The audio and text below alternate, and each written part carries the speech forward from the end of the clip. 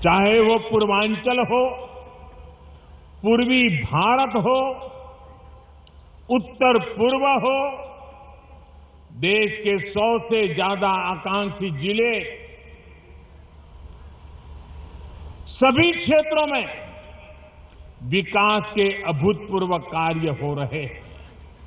इसी कड़ी में आज इस पवित्र अवसर पर वाराणसी सहित पूर्वांचल को लाभ पहुंचाने वाली 1200 करोड़ रुपए से भी अधिक की परियोजनाओं का लोकार्पण और शिलान्यास किया गया है।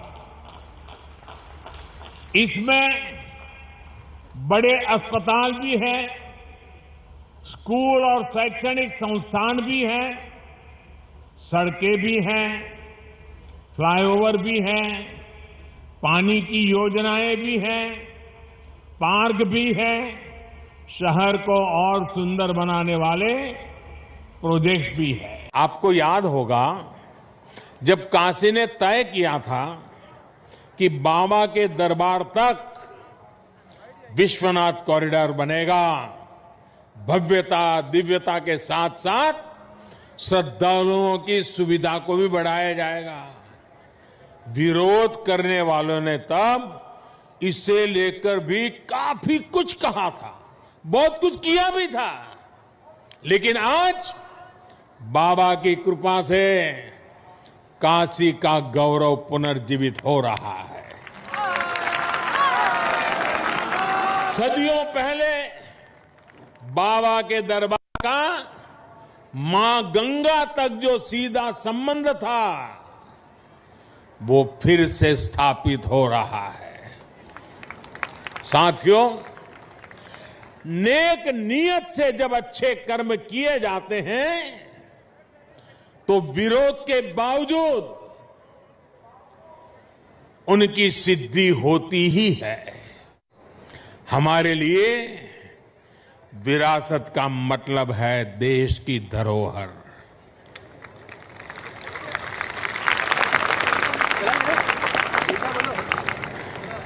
जबकि कुछ लोगों के लिए विरासत का मतलब होता है अपना परिवार और अपने परिवार का नाम।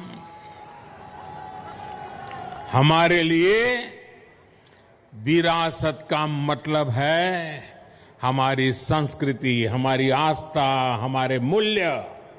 उनके लिए विरासत का मतलब है अपनी प्रतिमाएं, अपने परिवार की तस्वीरें। इसलिए उनका ध्यान परिवार की विरासत को बचाने में रहा।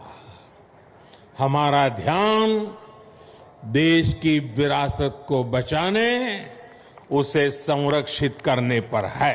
जब यहां आता था, कई बार आया, लेकिन लग रहा था कि यहां कुछ करना चाहिए, होना चाहिए। ये पता नहीं, शायद भोले बाबा ने तय किया होगा, बेटे बातें बहुत करते हो, आओ इधर करके दिखाओ।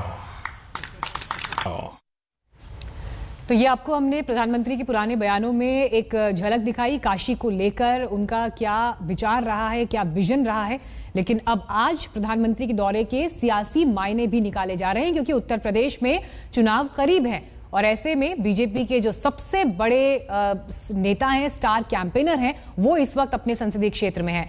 कुमार, अगर उत्तर प्रदेश के चुनावों के लिहाज से भी इसे देखा जाए, सियासी मायने में प्रधानमंत्री का ये दौरा कितना अहम है और अब ये आगे की राह चुनावों के लिहाज से बीजेपी की रणनीति को लेकर किस दिशा में तय करता है ये दौरा?